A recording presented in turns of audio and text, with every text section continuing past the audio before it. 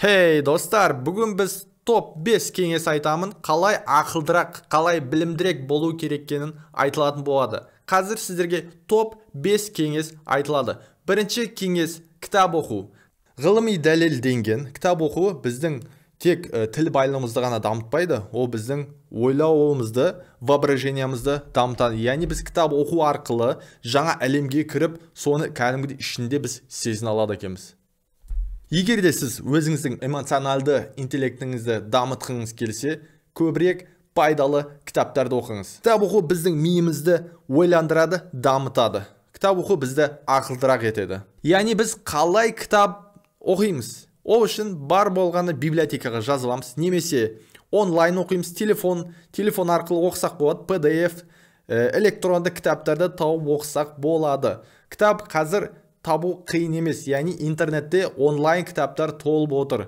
Сол жерден біз жүктеп алып, телефон арқылы оқи берсек болады. Достар, енді ақылдырақ, білімдірек болу үшін екінші кеңес, яғни миымызды қозғалту керек. Тікелей емес, жалпы ойлану керек біз. Ойланып, миымызды қозғалтып, кішкене ой жүгірту керек. Кішкене бір күш қосып, миымызға кішкене бір салмақ салып, бір ойлану керек негізі. Соның өзі бізді дамытады, ойлауымызды дамытады. Бізді, яғни интеллектуалды даму үшін біз ойлану керекпіз. Жалпы отырып ойлану керек. Кәдімгідей миды қозғалту керек. Миды жұмыс ету керек. Жалпы миды ойландыру үшін не істеу керек? Яғни жаңа бір заттарды, жаңа бір дүниелерді үйренуге тырысу керек. Бір түсініксіз заттар бола ма, соның түбіне дейін кіріп, зерттеп, ананы ізденіп, соның өзі бізді дамытады. Енді қалай біз миымызды дамытамыз? Яғни біз бұрын жасамаған нәрсені жасап көру керек. Бұрын үйреніп қалған нәрседен бөлек жасамаған нәрсені жасап көріп, миымызды қозғалтып, бір кішкене жұмыс ету керек. Осы бізге ақылдырақ, білімдірек болуға жақсы көмектеседі. Енді топ үшінші кеңес. Енді біз білімімізді, ақылымызды арттыру үшін бізге тіл үйрену керек. Яғни көп тіл білетін адамның миы көбірек жұмыс жасайды. Біз жаңа тілді үйреніп жатқан кезде біздің миымыз көбірек жақсырақ жұмыс жасай бастайды. Тіл үйрену арқылы біз есте сақтау қабілетімізді дамытамыз, жаңа сөздерді үйренеміз. Бұрын оқымаған сөздерді оқимыз. Шет тілінде сөйлеу бізді ақылдырақ, білімдірек етеді. Яғни тіл үйрену әлемге бөлек басқа көзбен қарауға көмектеседі.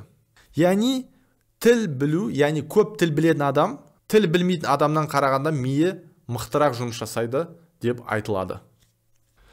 Енді біз қалай тіл үйренеміз? Яғни тіл үйрену үшін Қазақстанда, елімізде жалпы ағылшын тілінде оқитын курстар өте жетеді. Яғни офлайн барып оқысаңыз болады, онлайн оқысаңыз да болады. Жалпы телефонда приложение ашсаңыздар, көптеген приложениялар толып жатыр. Яғни тіл үйрену кезінде сөйлеп практиковаться ету керек, және де шет тілін азаматын тауып сол кісімен сөйлесіп, байланысқа шығып, сөйлесуге тырысу керек.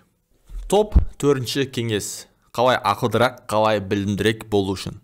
Топ төртінші кеңес бұл орта табу. Жалпы ақылды, білімді адамдармен араласу.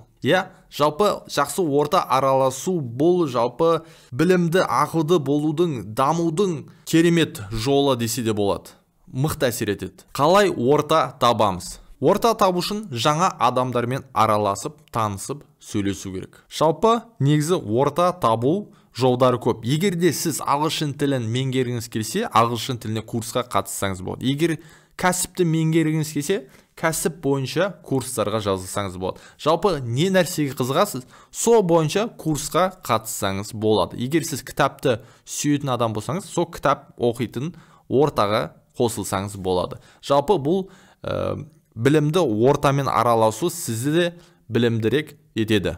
Жақсы әсер етеді. Өте мықты әсер етеді. Болған бейжай қарамау керек. Жалпы жақсы орта табу керек.